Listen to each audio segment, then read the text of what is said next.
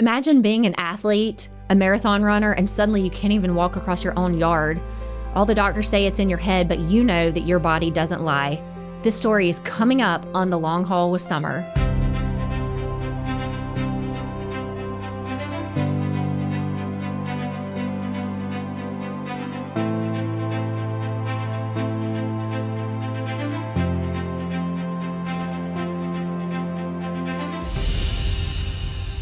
Hi, and welcome to another episode of The Long Haul with Summer.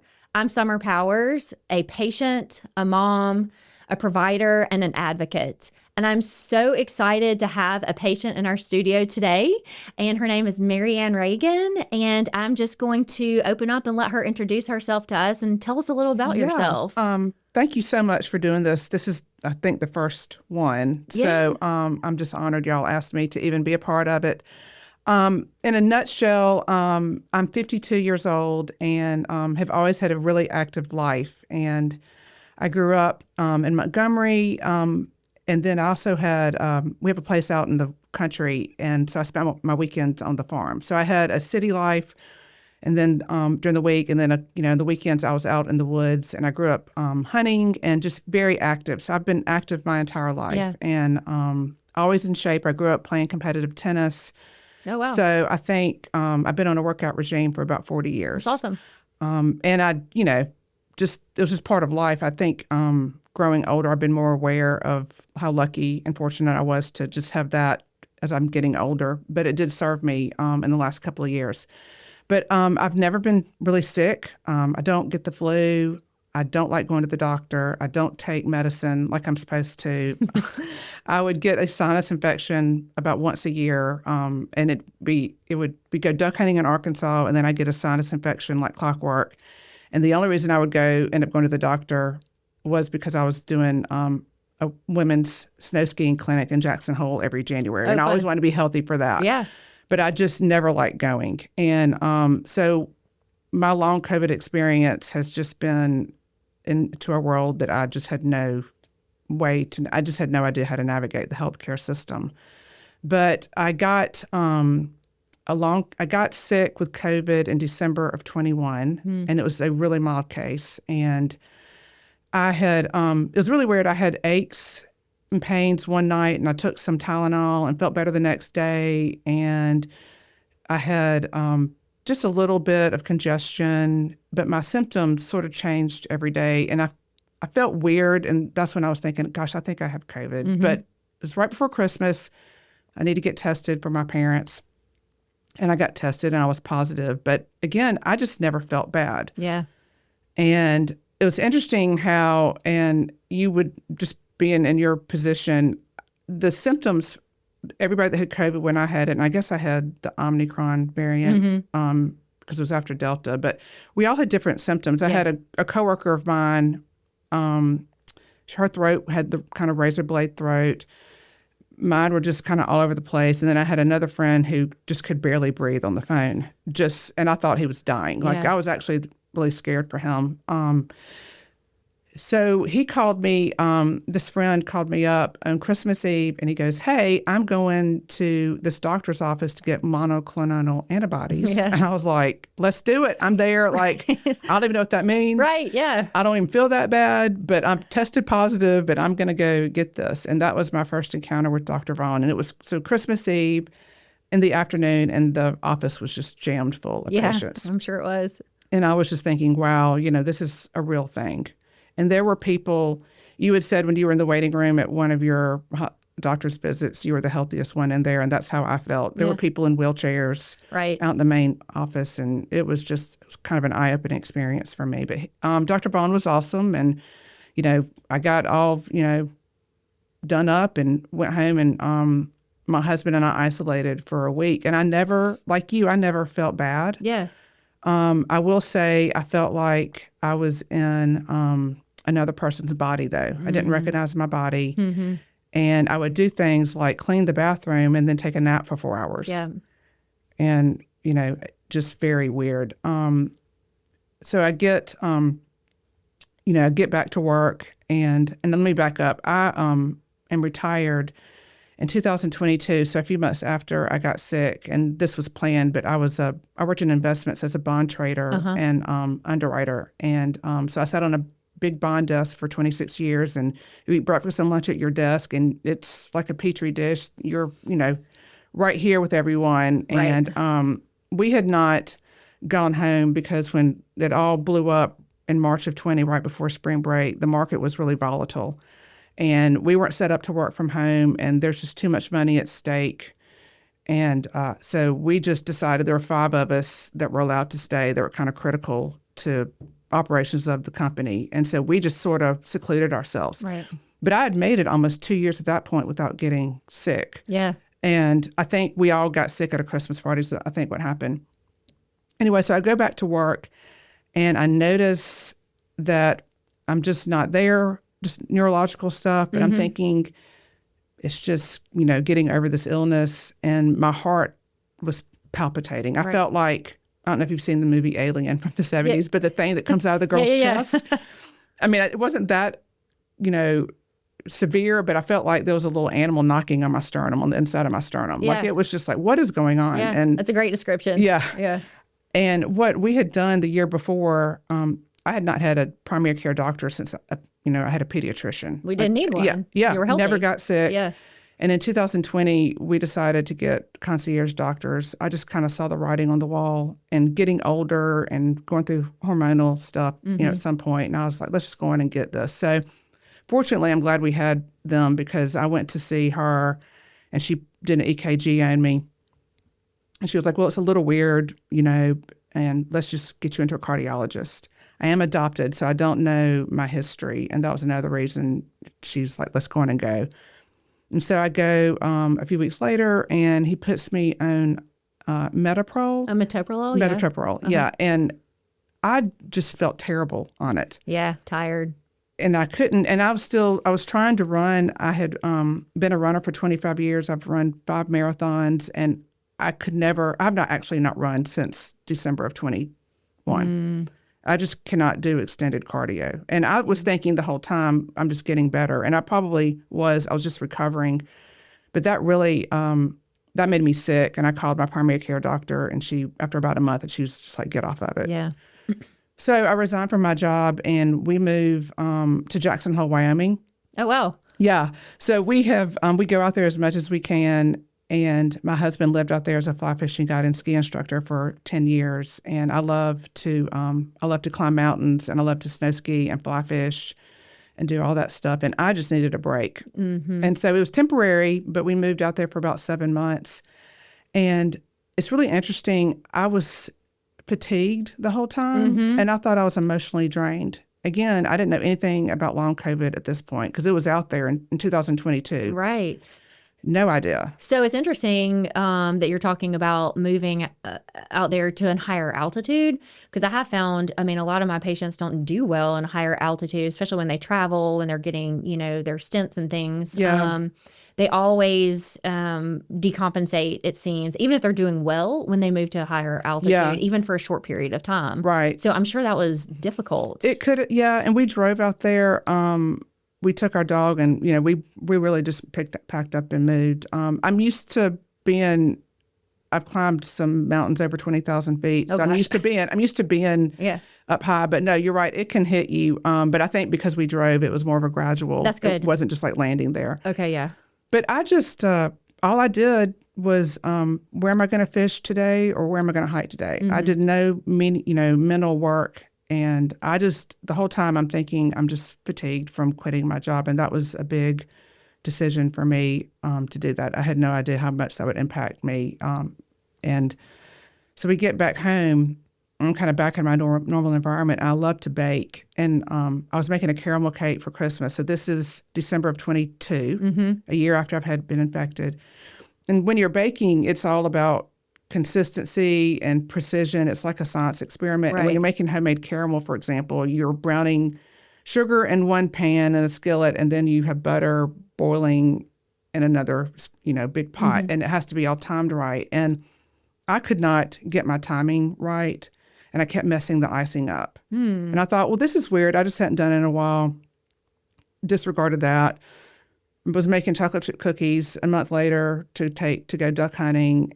I couldn't get the recipe. I could not follow the recipe. I'm looking at it and I'm like, I cannot follow the recipe. Yeah. So hard. I'm thinking, well, I'm just tired, Right. whatever. And so it was very subtle for me, my symptoms. And I think that's where I might be different than a lot of people. Mm-hmm. And I've told people, I'm kind of breaking here, that you really do want to pay attention to your body because it does not lie. Mm-hmm. And this is somebody who has always just naturally paid attention to her body because of just being active and working out and lifting weights. And I was missing some things. And I remember when I was given the farm, and I was reading some legal documents, I couldn't, this was in February of 23, I couldn't understand what I was reading. Yeah. And I'm used to reading legal documents for work. I mean, this was nothing new. And I'm thinking, well, I'm just stressed about this, or, I had no idea what was happening. And I had lunch spring of 23 with a girlfriend, and she mentioned ADHD for herself. And I was like, hold on a second.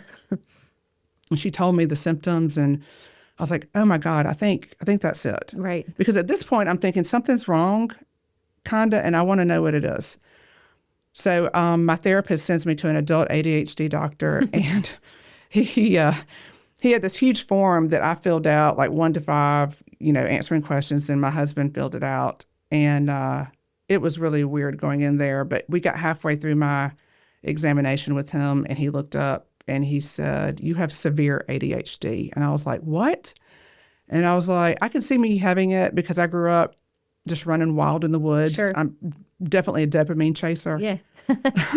I mean, clearly when you climb mountains and I used to go like 100 in the car when I was 13, taking the maid home in the country and, just all sorts of dangerous things. And I was like, well, that makes sense. And, how I studied but I was like, severe? And he goes, yes. And I went through 3 different types of medication, and they finally got me on Adderall, which helped for about 3 hours a day. Oh, wow. Okay. And then, so summer of 23, and I will say in the middle of this, my father passed away, and I was thinking, okay, something's off, but I'm grieving, which I was, but I was still not understanding the symptoms and more importantly, the trend. Mm-hmm. So let's see here. So I'm thinking, I can't retain information. I'm starting to get dizzy when I stand up, and the world, I'd stand up and the world would kind of go black on me from here. And I'm noticing my hip is hurting me when I sleep, and my heart is still palpitating. And the cardiologist, I'm still going to the same cardiologist once a year. And, they did all the stuff on me. I have mild mitral valve prolapse with some regurgitation, but nothing like flashing red. And so he was just like, we'll just monitor it. And so I'm thinking, well, it could be that, but that doesn't sound right. And I'm just really confused. And I'm thinking at this point, well, hormones. Yeah. So they always blame it on that if you're female. Yeah. And I'm at this point 50. Okay. Yeah. And she goes, I get a new primary care doctor because my concierge doctor had retired, and I just go to, just a regular GP. And I remember walking to the doctor's office, and this is when I knew the system had changed. Mm-hmm. So 2023, fall of 23, and on the back of the door of of my room, the examination room, there was a chart of what insurance would and wouldn't pay for. And it's basically like insurance would only cover the CBC, and that's it. And I wanted her to do vitamin D. I had these other things I wanted her to do. Good for you. And most people don't check that. No, and I had a functional medicine. Was it Dr. McMahon? Yeah, Dr. McMahon. I did go to. He was the only doctor I liked going to. And I went to him for about 6 or 7 years. So I got into all that sort of stuff and the wellness route. And she goes, well, insurance doesn't cover that. You'll have to pay for it out of pocket. I'm like, fine. And I was like, well, I want my hormones checked because I think this is what's going on. Right. And I'm having some brain fog and all this other stuff, and my thyroid. And so she goes, well, you'll need to see an endocrinologist for that. Of course, yes. I need to get a sip of water. Okay, yeah. And so I was like, okay, well, I waited 3 months to see her. And I, had to wait another couple months to see the endocrinologist. And this was another kind of flag for me. They looked at my numbers when I did the blood work at the endo, and she was like, well, you're within range. Right. And I was like, but this is not, like, I don't understand. And I was like, I have severe ADHD, which I don't understand that, maybe some, but not severe. And, I'm dizzy and my hip and da-da-da-da-da. And I am just rapidly deteriorating. Mm-hmm. And I can't, I used to make lists, and I can't make lists anymore. And when I do make lists, I don't follow them. Mm-hmm. The grocery store would send me into, tears. Yeah. I would cry coming home from the grocery store. And it got to be where just gradually over time, little decisions became harder and harder to make.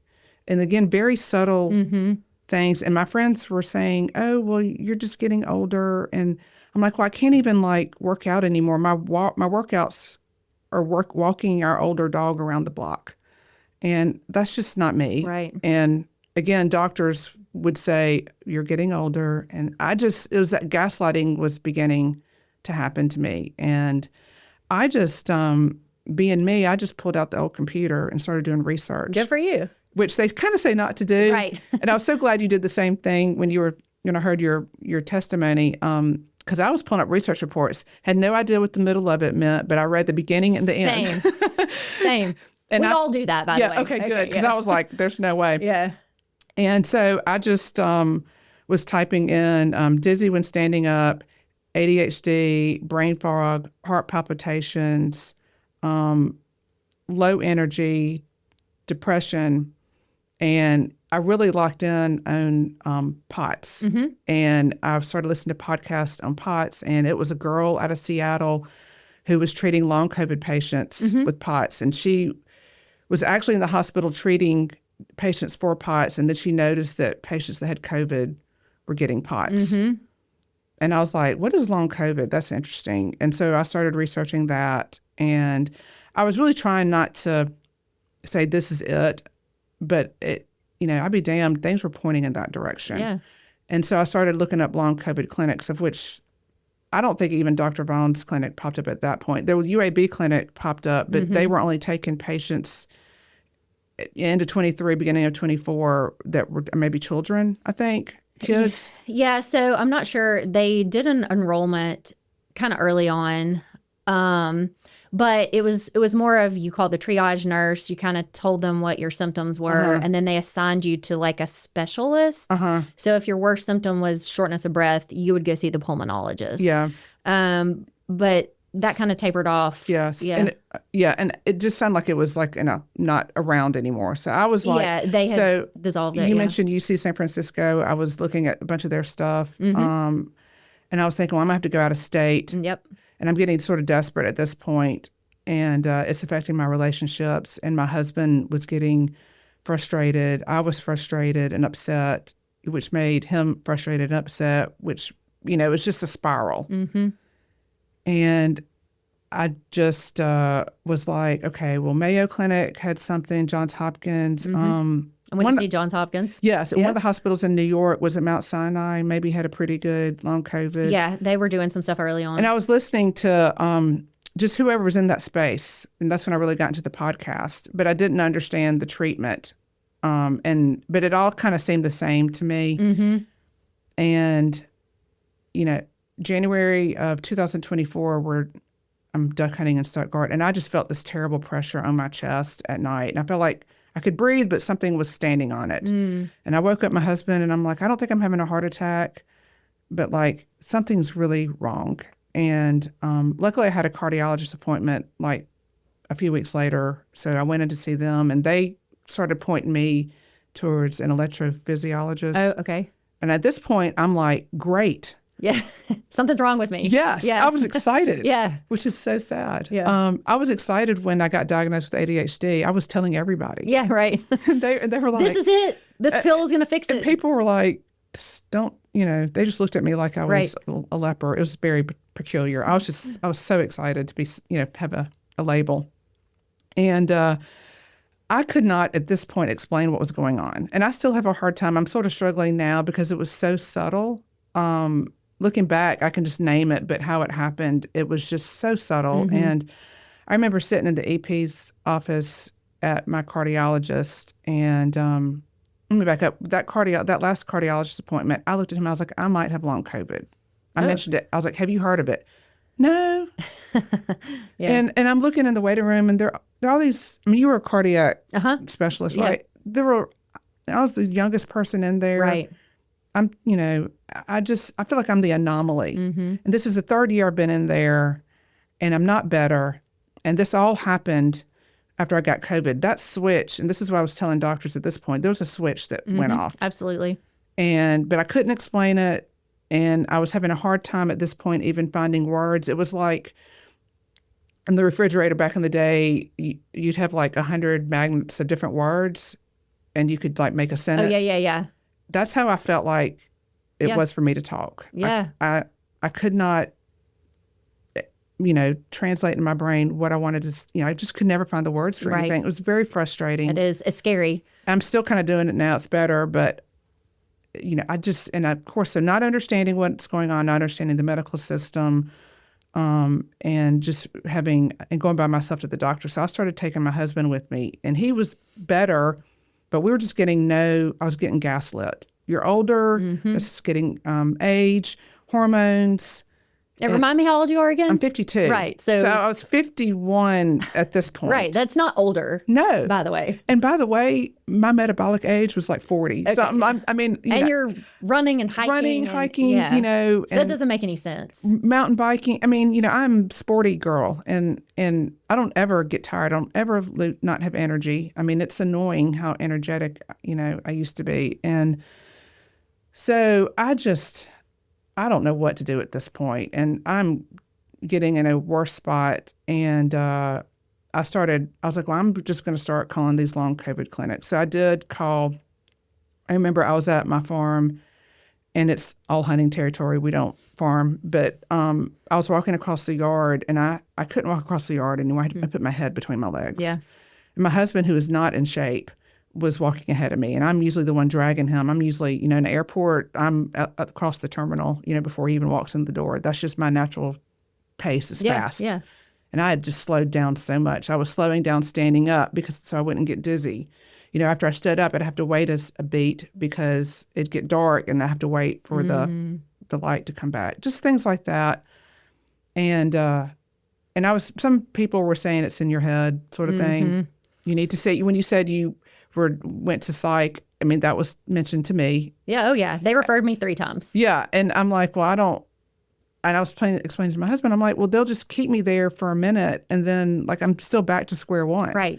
And we were thinking, I would love to go off to a place, but the only places that took insurance were for addiction recovery. And that wasn't for me. Or we could spend, $30,000 or whatever and send me off for 2 weeks, and they don't even know. I don't even know what's wrong with me. Right. And I'm feeling like it's physical. I know it's affecting me emotionally, and my brain is not working.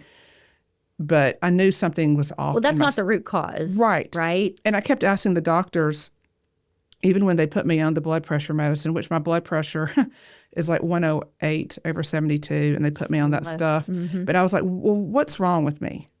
Because this just happened. I want to know what's wrong. I don't want to treat the symptom. I don't care so much about the symptom. I'm trying to get to the root cause. And so the EP, I went to another EP and at a different hospital, because they had mentioned maybe we do an ablation, but we don't know how to do it. It might not work because we don't know where it's the source. And I was like, ablating, yeah. And I was like, I think they were just throwing stuff at me to get me out the door. Right. And I told them I don't want medicine. I was like, I'm not coming in here to get pills. Right. We're coming in here to figure out what's wrong with me. Right, sure, And yeah. so I think they didn't like that. Just because I was like, next patient, revolving door. Right. Like, next patient, just get her out of here, give her some medicine. Well, right. You have a symptom, you get a pill, no one knows where the symptom came from. I went through the same thing. And now I've got all these pills, and I was healthy a month ago, and now I have boxes of inhalers and pills for what? What purpose? Right. And it's just, it's almost comical now, but it was getting, I was just getting into that spot, that really bad spot. And I remember the second EP I went to, let me back up. I got an appointment with Dr. Vaughn. I was walking across the yard at the farm. I couldn't make it anymore. And I pulled up my phone and I called his office. And this was in February of 24. So Can I ask you Yeah. what made you finally call back? Because I know you went originally for the monoclonal antibodies. I just didn't even know. Again, I just figured out a couple months before that long COVID was even around. I just was in, I don't live in a bubble. I'm very aware of the news and current affairs, but I just was not in that space. But the more I got into that space, it was like a rabbit hole. Yeah, and I was. You were saying you were up all night. Yeah, I couldn't stop. I know it's addicting. And I didn't realize what it was doing to me. I didn't realize what post-exertional malaise was, and I would be in the bed for like a day after doing that, or going to take a nap after going to the grocery store and getting upset, and I was getting upset that I was upset. I feel like I'm just falling apart, right? Sure. And so I called up the office, Dr. Vaughn's office, and they said, "Great, we'll get you in. It'll be in May." And I said, I started crying, and I was like, "I don't think I can make it that long." So at that point I called up the Mayo Clinic, and they were going to get me in the month before in Jacksonville. And that was, I think it was probably like going to Hopkins, John Hopkins. It was a week. I was looking at that protocol, and I liked some of it, but it just seemed a little too mainstream for me. Right. I didn't know what else was out there, but I was keenly aware that the current system wasn't working based on how they were handling the vaccines and, just how things had gone down. So I was like, okay, well, if I can make it to April, and then, I'll go see Dr. Vaughn. Meanwhile, I saw another echo physiologist, and I told him I was going to see I said long COVID. I think I've got it. And he was like, nobody has long COVID. Right.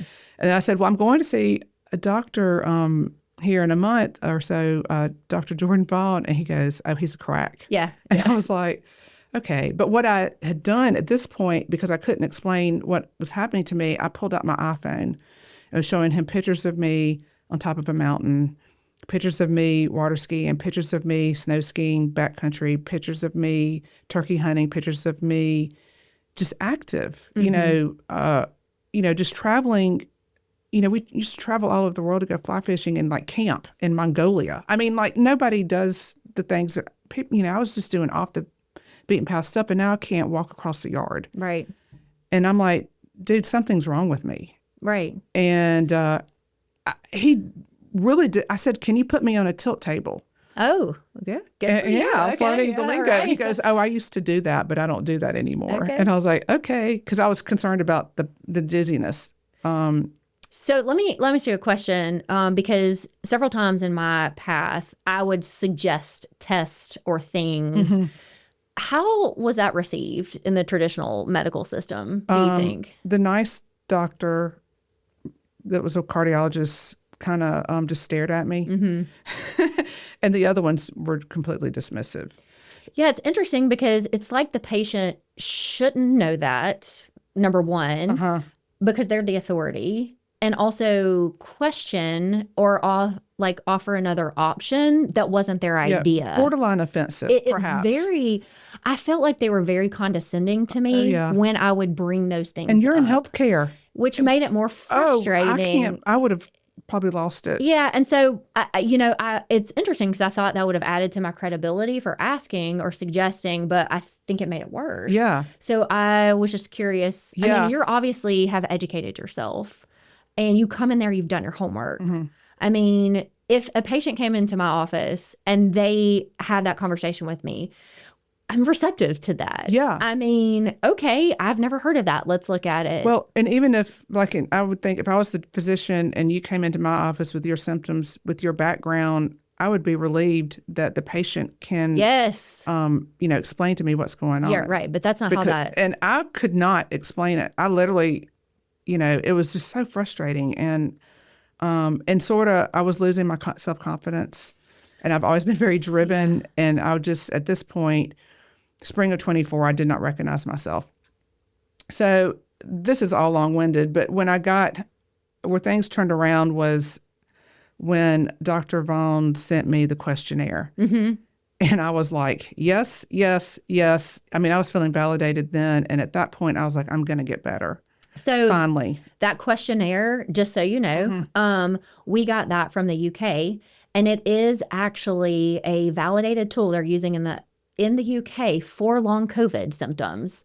Because when I first met Nice. Dr. Vaughn, we were looking for a tool. And being a patient myself, I read through it. I'm like, yes, all of these things. If you would have asked me all of these things, I would have said yes to all these things. So we embedded it for patients. So it's good to hear. No, that it was awesome. Okay. And there were things about it, like one of my big things is I have venous compression. Yeah. And that was a huge thing. And I didn't even know that was even correlated. Yeah.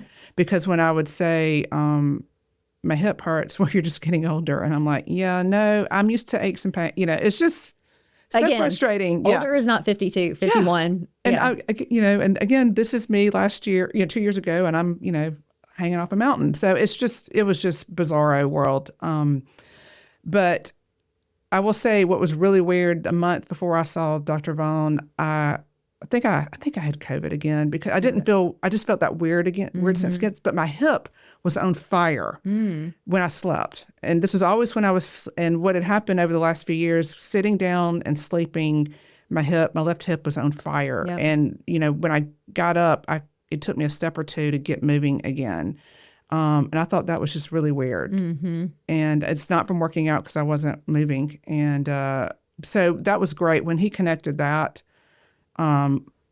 with May Thurner? Yeah. I was like, this is really amazing. And but what your first experience with him was the same as mine. He pulled out the chart, Yeah. and I didn't understand anything he was saying, but he was just nodding his head and validating. Yeah.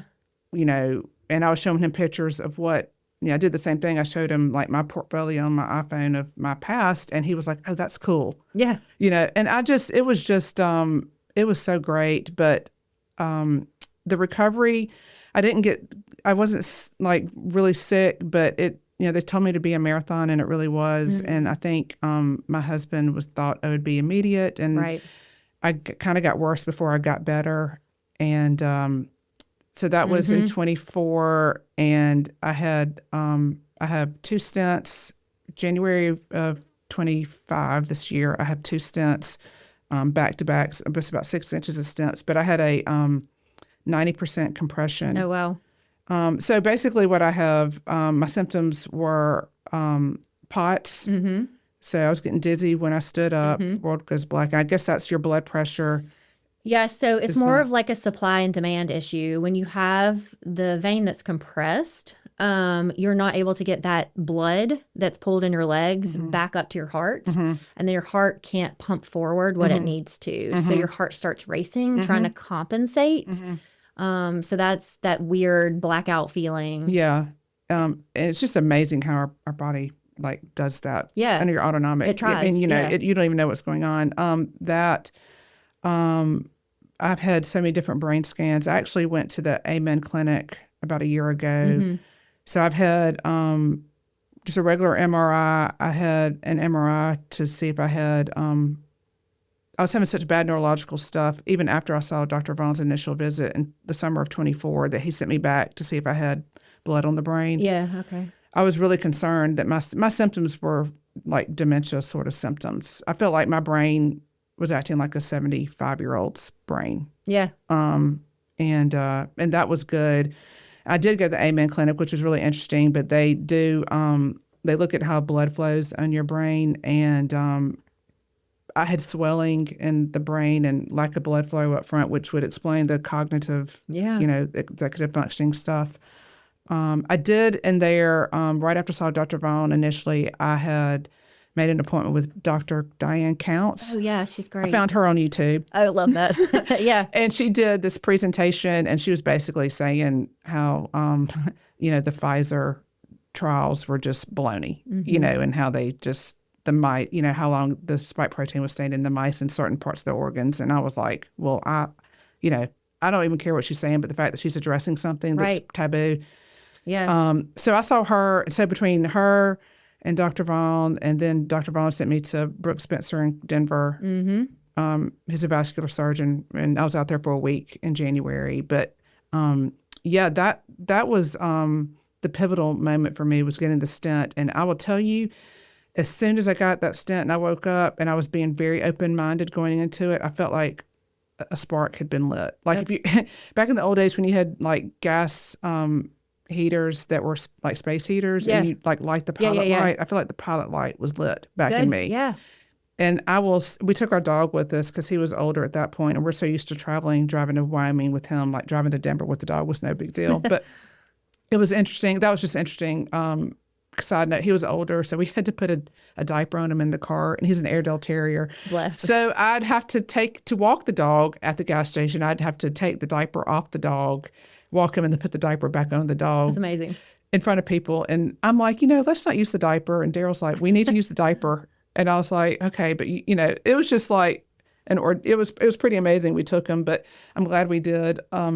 But I remember bending down out there after I had the procedure and just putting his food down and standing back up, and I did not get dizzy. Amazing. It was just like, it was so quick. Yes, good. So I would say that I think the medicine and the therapies were obviously super helpful, but that was probably the most meaningful thing. But the neurological stuff was really big for me. Yeah. And I don't know, that might have been my weak point, but my heart stopped palpitating. I will say, side note, just exercising with an iWatch for so long. And when I would hike out in Wyoming that year, we were out there for so long, I just wore my iWatch just to kind of keep track of my mileage. I did not realize it was measuring my VO2, which I don't think is an accurate measurement of it. There are obviously better ways than that to measure, but it was consistent. And I will tell you, so I got diagnosed December of 21, and in June of 22, my VO2 dropped off the chart. That's amazing you have that information. And I was like, 6 months.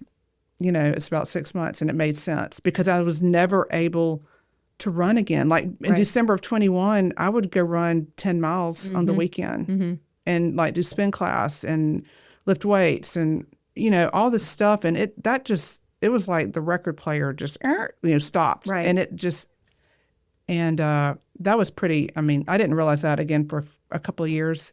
But when I saw that, I was like, wow, that's sort of telling. And what Dr. Vaughn's he's done so many podcasts, but when he was talking about the athletes that he treated, like the collegiate athletes, and he treated them and he sent them back to school, and their numbers weren't as good. And I could kind of relate to that, because I just love numbers and charts and trends. And I just thought when I, just seeing him have these discussions about that sort of stuff, and he's the only doctor doing it. Right, yeah.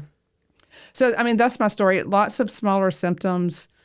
But I think what I've told people who just can't get over something, just to keep looking and advocate for yourself. And I've learned so much about community and just the patient needs an advocate, and the advocate needs an advocate. Yes. And it really does take a village. And I just think, I'm so thankful that he's here. I think he and Dr. Spencer and Dr. Counts, and after hearing your story, you too, like what y'all have done, putting yourself out there in that space, knowing what the consequences are. Right. Yep. And just so many doctors didn't. And I've run into one cardiologist, I saw 7 specialists in a year, and they were not giving me answers. And I think, what do people do if they don't? I'm just stubborn. Yeah, same. and it's, thank God it served me. Usually it doesn't. Right. Usually it's the worst thing, but it served me in this, at this point. And I just think about people that just do what they're told and don't question. That's the scary part. And it is frightening. And my mom has been going through some medical stuff, and so I've been going to the doctor with her, and I kind of go in there guns blazing in a nice way. Yeah. Yes. But already on the defense. Yes. Yeah. But I think what Dr. Vaughn has that other doctors, I hope, will start doing, and maybe they have, and he mentioned this in a podcast, it's compassion, caring, and curiosity. And that third thing is what makes a difference. Yes. And I've sat in doctors' offices for myself, and they've been very kind and understanding, but not that curious. Mm-hmm. And I would rather them, be a jerk and be curious. Like, okay, this is an anomaly. She's not like my normal patient. It's like, maybe I should, I'm curious to know what is going on. And I think I guess the system has taken so much stress. And at this point, or when I was getting diagnosed, going through all that journey, like they're just hanging on. Right. They're just seeing patients, and so I am sympathetic. But I ran into one of the cardiologists not too long ago, and I was like, hey, by the way, long COVID, I have a stent. I showed him the picture of my stent, and all this stuff. And I was explaining to him how I understood how the vascular system worked. Oh, And, yeah. like, Dr. Vaughn's, I was telling this cardiologist, like, he doesn't know, but I was explaining how, I understood that arteries are like celery and veins are like asparagus. Oh. And it was, compressing my vein against my spine, and how, and it was just, I just was like, I hope that things are different next time if there is a next time. And he goes, well, I just don't have a choice. I was having to do it. And I was like, okay. I was like, but you do have a choice. You are choosing. It might not be the best choice. You might not like the choices, but you are choosing. And the whole system's broken. And if anything, I'm pissed off about that. Yeah, same. And I feel like I've just been like talking a lot, but it's I'm still going through the journey of healing, and it's been just taking more patience with myself, and I just was stripped down to nothing. And luckily, I'm a believer, and the only thing that gave me solace was Bible studies, and I think that kind of kept me on the right side of things. Yeah, because I would have taken anything. If I thought that if my coping mechanism was alcohol, I would have drank myself to death. Yep. My coping mechanism was working out, so I lost that. Yeah, right. And being outside, lost that, and so I really just was stripped down to like foundational stuff, and which is a blessing, but it was it just was not fun. No, so many things, I'm listening to you talk, so many things resonate with me in my own personal life and with my child who also has long COVID. But I hear the same things that you're saying. There's definitely a pattern that I hear patients tell me every day. I was thinking about when you're saying you're showing the pictures to your doctor, like, this is me. I had a patient not too long ago. She had so much gaslighting from all these, specialists, that she also felt the need to defend herself up front with me. Like, this is what I looked like. This is not me. That's what I was doing, just walking in here. Yes. And so she's showing me these pictures of the healthier version of herself before COVID flipped the switch. And I felt in that moment like, oh, this is awful, because you're having to prove yourself over and over again. And that's the way I felt also. Like, but yesterday I could do this, and today I can't. Yeah. Or they would tell me, well, your numbers look good on this test, but I'm about to pass out from doing the test. So I felt like I had to defend myself. And that's kind of what I'm hearing you say. And I hear patients say that all the time. And I was having to, even like fun stuff would make me tired, like hanging out with friends. And I really had to learn to conserve my energy. And I was kind of afraid to even do stuff. I got to be, and I do want to ask you, how was it, your support group, like friends, how were they with you, like going through this? So I will say I had amazing support. My husband is a nurse. Obviously, he was taking care of me and my child because we were both sick. My family is out of town, so that was difficult. Oh, you're from Mississippi? Yeah, we're from Mississippi. So they didn't get that visual of me every day. I think it was hard for them to understand. My parents were very concerned because I wasn't doing the things that I've been doing. I had an amazing group of women who saw me be really good, and now all of a sudden I'm in the floor. So I will say I was lucky to have a good group of people surrounding me. But there were others, not necessarily within my tight-knit social support, but I mean, they're looking at me and thinking, oh, you look fine. Like, there's nothing wrong with you. Just get over it. Take a nap. That's fine. Yeah. You're it's just not like stressed. me to, you're stressed, or, can we help you do something? I mean, which I appreciate, but it's beyond that. I mean, it's crippling exhaustion. It's that post-exertional malaise you're talking about. That's not something I can push through. No. I literally can't get out of bed. But if you look at me, I look fine. And so, I mean, I had good social support. I think the longer we came along, the more we heard about long COVID, I think that people were more receptive to the idea. Yeah. Not in the medical community. No. Never my providers. Even to this day, people that I see, they always ask me, and who's prescribing this medication? I'm God. spelling You're them. just waiting for Dr. Vaughn's name. Write that in my chart. It's already in there. That's fine. And I work for him too, by the way. You know, it goes against the narrative. And they would tell me, they use explicits about, I went through multiple primary care physicians. They use explicit language to talk about what he was, prescribing to me. And I reminded them, as you mentioned, I am a healthcare provider. Yeah. I am making an informed decision. And some of the things that they were, I guess, writing that I was going against their medical advice, those are things that they prescribe to other patients every day. So it was perplexing to me, but this wasn't your idea. So therefore it's wrong, or it's against your medical advice. Well, and I wonder, I'm not a feminist by any means. I grew up in a hunting camp. So I love hanging out with guys. But I do think I have to wonder if we were men going in there, if it would be treated differently. However, your story about seeing the female doctor at Johns Hopkins throwing your portfolio, in the trash was, I just can't believe that happened. And tell me more about that, but I have a similar story with a friend up there, but it was. Yeah, so, I noticed you brought a binder with you, and I would love for you to show this is, the audience what this is. This is about 12, 13 months of my medical records, and I haven't even put in like the summers, but and it's just And what do you do? What do you do with that? Do you take it with you to every appointment? I don't anymore. I used to take it as kind of a security blanket just in case. But Dr. Vaughn and Dr. Counts, I haven't needed to, but I do. Right. I'm a paper person. It's all online, but I can't read stuff unless it's in front of me. But I have shown friends though. Because I'm like, when you said you were in the shower, like crying, I was on my hands and knees begging for my life. And I was telling my husband, don't give up on me. Yeah. And just begging God to help me. Same.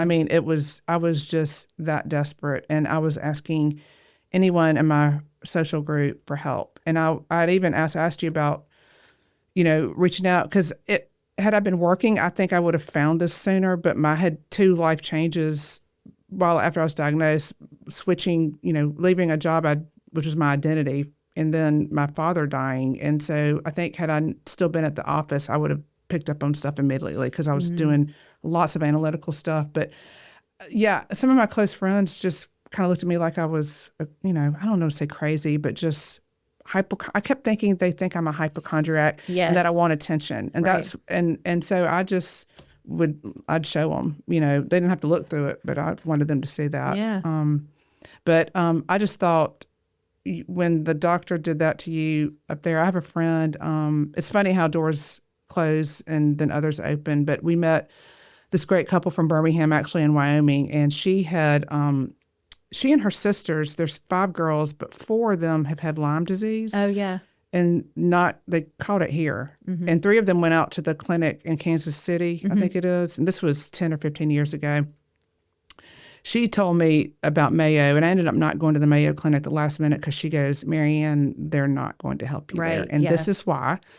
And I kind of, once I understood Dr. Vaughn's, at this point I've been watching YouTube videos, and I'm like, he's totally on another planet. They're not, he's going a different direction than these mainstream guys. But she went up to Hopkins because she had lesions in the back of her throat and like visual. And the doctor said, first doctor she goes to see, and he goes, well, you can't get Lyme disease in Alabama. Right. And because ticks don't cross state lines. yeah. And that's what she said. And might just have to live with those sores in the back of your mouth for the rest of your life. They got up and left. Yeah. And her husband said he thought he was going to like punch the guy. They literally got up and left after they traveled all that way. It's crazy. And I just find it amazing, that an academic institution like that even then could treat somebody. But again, if she had been a dude, I don't think he would have, I just don't think that would have been the case. So I feel like maybe something good out of this will, we get more focused on women's bodies. I don't think it's a coincidence that being over the age between 40 and 50, I think things sort of happen to us. It makes us more susceptible to illness. I don't think Dr. Vaughn's mentioned how medicine operates in silos. And I think we approach our health the same way. Yes. And somebody said, oh, well, I am sort of high anxiety. And they're like, well, that's probably why you have long COVID. And I was like, okay, it might not have helped, but no. Because my hormones, I'm still like, I'm in the sweet spot still on some of that stuff. So it's just, but I do hope that we get more awareness out of this for women's health. No, for sure. I will say, I do have a lot of female patients, and specifically within that, age range. I think that Dr. Vaughn and our whole team are learning more and more every day. There's genetic predispositions we're learning about. There's definitely some ties. I know from myself and my daughter, there's definitely genetic links to who is more likely to develop these things. And luckily, he was brave enough to start looking for those things and collaborating with people outside the country, inside the country. And that's, you mentioned something that I also use when I talk to people is about curiosity. And I ask them, I understand that you know everything. Okay. I'm giving credit where credit is due. You have your checklist, your evidence-based guidelines, but this is a novel virus.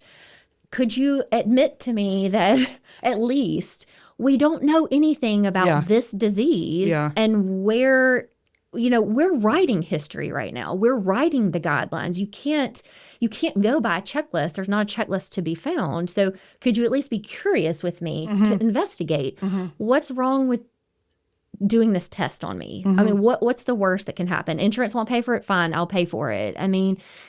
We've had those conversations, but it's really scary to me to be behind the scenes in a system that is very driven by these blanket check boxes.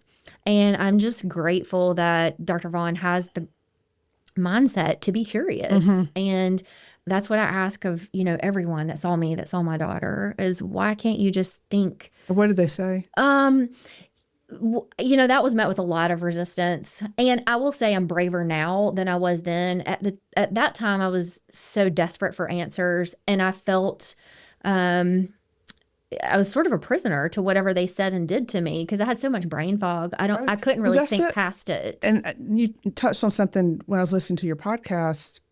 I'm thinking, we were listening to it the other night, and I'm like, she is in the medical industry, and she cannot tell them what's going on. It's like after you get, put under to, be scoped and they say, don't make any decisions. Yeah, right.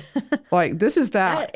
Except you're living it and it's all day long. Oh, I tell people it's like a roller coaster from hell that I can't get off of. Yeah. And you mentioned working and then having that malaise afterwards. So I couldn't physically get out of bed, but I would try to work in bed, but I would crash just as hard. Brain powers, it's the same. I'm using the same. And it took me a long time to understand that. But even the trying to investigate for myself and do the research for myself and my daughter, I couldn't because I didn't have the, capacity, the brain capacity. Have any of those physicians that you worked with at that institution here in town, have they sort of backpedaled on? No. Really? No, I will say there was a pediatric pulmonologist who's not at that institution in particular, but who I first met resistance with and basically told me, you're in the wrong place. I can't treat your daughter. I can't do these things. I don't really know about any of this. who I did leave my portfolio and came full circle and came back to me and messaged me and said, hey, let me help you. Let me help your daughter. Let me get this scan on her that I was requesting that I'd had on myself. But none of mine. I mean, I've had to completely move out of the system for any specialist I need to see, which luckily I don't need to see all those specialists anymore. But, there are people on my own team who render my health care because I can't go back there. Even when I got well, they told me it was coincidence. Time took care of it. That nothing I was doing by following, Dr. Vaughn's plans and protocols, nothing, that was all coincidental, which is hard. But, at the end of the day, I realize that my mission and vision are not aligned the same as theirs. And I think the frustrating thing for me with them not believing me is that I don't really care for myself, but you have resources that we don't. You could help so many more people if you would just be curious, open your mind, and let us partner with you to share some information. And they always ask me where my evidence was. I'm like, you're looking at it. Yeah, my body. Yeah, I am. Well, can you imagine, though? I mean, I was listening to your story, and I'm thinking, thank God she's in the medical industry. Yeah. Because, I mean, most people obviously aren't, and so many people don't have the finances if they do want to consider it, and because we've spent a substantial amount of money, even with insurance, huge financial burden. And I'm very thankful we were able to do that. But I just I mean, it's, and I guess they kind of need us sick to keep making money. So the way it's built is not constructive to staying healthy. I do wonder, if they found a cure for cancer like they did for polio, what would happen to the system? It'd be billions of dollars that would be lost. I mean, they wouldn't let it happen. Right. And I feel like we do have more power. You touched on this about how I think we can actually drive the direction because, those guys follow the money.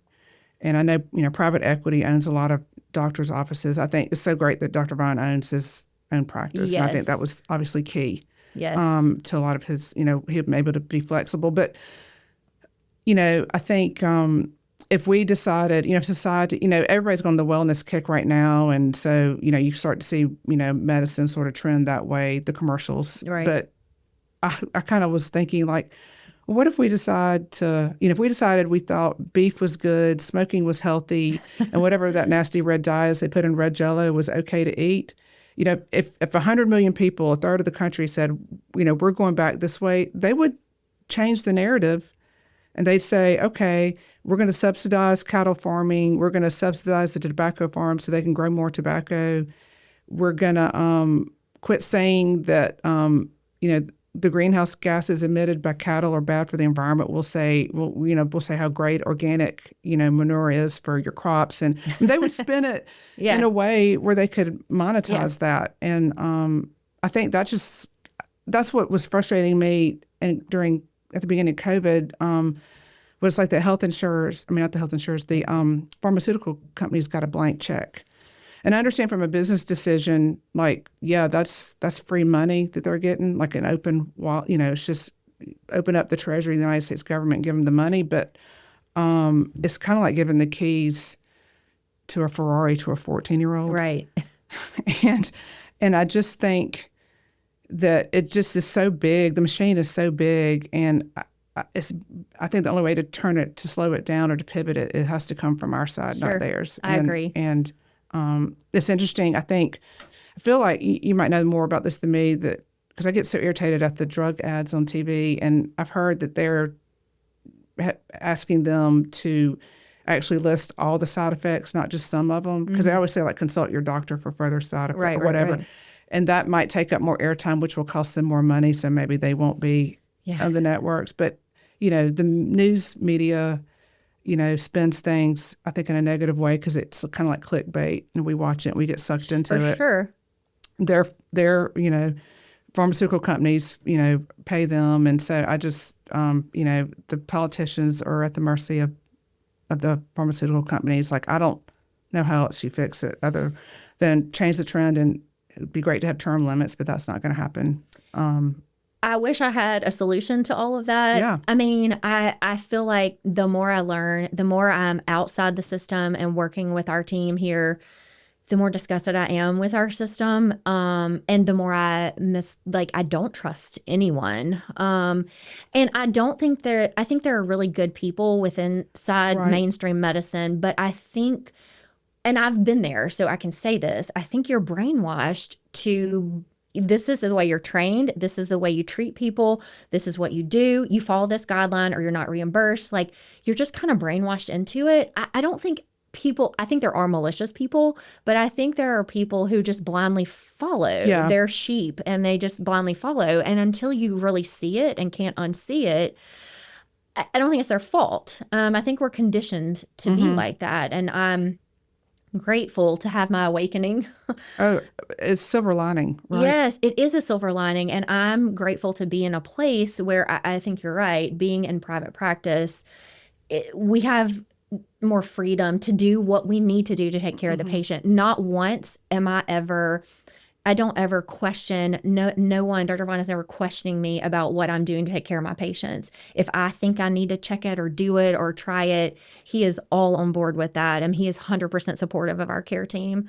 And that's what you have to do. I mean, especially when you're talking about something like COVID and long COVID and vaccine injury like this. I mean, this is new. I mean, you have to try and do and give things off label, which is so taboo, But it's interesting because we also do that in mainstream medicine too, every day, off label. Yeah, it's not a big deal. Like, I dated a doctor, Yeah. a pediatric GI doctor, and he would write me prescriptions for Z-Paks. Yeah. No big deal. Yeah. So, but then, the ivermectin thing. Oh, yeah. That's a whole nother. That's another podcast. Ivermectin is a whole nother. But it is interesting. But I definitely think, I hope, I will say this. I have some friends who are Australian, and I went to college down there for like a year in college. And what was happening down there when I finally saw somebody a couple of years ago, and I was like, what was happening down there with their lockdowns? I was like, was that real?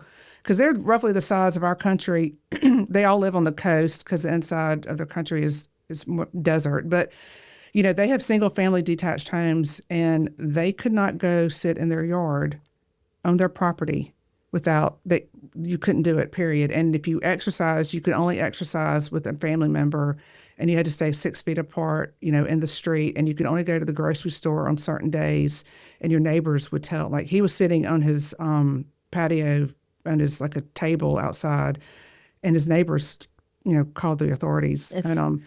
And I'm just like so thankful we live here. I'm thankful we lived in the South during all that. Because, other parts of the country, the major metropolitan areas are obviously locked down. And I remember driving cross country the first time in 2020. I drove cross country to Wyoming with my dog. And I was like, we live in the best country in the world. And I mean, that's just factual to me. And I just feel like, we can figure this out. I mean, we can make it better. I don't think it's too big to tear down and start over. But we have our own food supply. We have 2 huge bodies of water that, are natural barriers for us. We've got allies to the north and south. We have our own energy supply. We have this clean oil. We have the U.S. dollar, which is, it's a huge weapon. I mean, the whole world runs on dollars, and we have this great military. And I just keep thinking, well, hopefully we've started a trend. Like, if anything, this has brought awareness that our health system is broken, and that something needs to be done. Sure. But it's just I just could not believe that actually happened to people, and it's just it's crazy what the whole thing did to people. And I guess it's hard for people to back off of that, right? Like physicians, because they double down so much on it, and can't say they're wrong now. No, cannot go down that path, which. That is one thing I've learned along this path as a person and as a provider is humility. I mean, if you can't admit that you don't know everything or you were wrong, then what are we doing? I mean, that has been a huge piece for me. And to watch these people still act with authority over me and tell me I'm wrong and tell me I'm crazy. And it's just shocking to me. But people like you and me, we can tell our story. And I mean, I just thank you so much, not only for telling your story today, but for persevering to do the right thing in a system that is broken. Yeah. And I do think you're right. I think it's got to start with us, and we've got to prove it to them, which is sad. We've kind of got to do this backwards, but everything you've said today is really powerful. But if you could say one thing to patients about your journey and about telling your story and about what we do from here to give hope, like what's the one thing you would say? I would say just don't give up ever. And that your body does, I said it before, but it doesn't lie to us. And if you feel like something's wrong, then listen to it, because it's trying to tell you something. Yes. And if you need, I think there are all these groups out there that can help people. And I would help a stranger if they called me with this. Yeah. And even with other autoimmune stuff, it's all the same. It's just a lonely place for the families that are dealing with it. It's a lonely place for the patients. It's just, it's unfortunate, but there is a way out. God will find a way. And I truly believe that. Yeah. Well, I think you're right. And I just want to thank you so much for sharing your story today. Yeah, so exciting. So we want to thank you guys for tuning in for the Long Haul with Summer. We're so excited to have patients on like Mary Ann, where we're talking about real stories, real solutions, and hopefully a new path forward in medicine. So we'll hope you tune in next time. Thank you. Yay.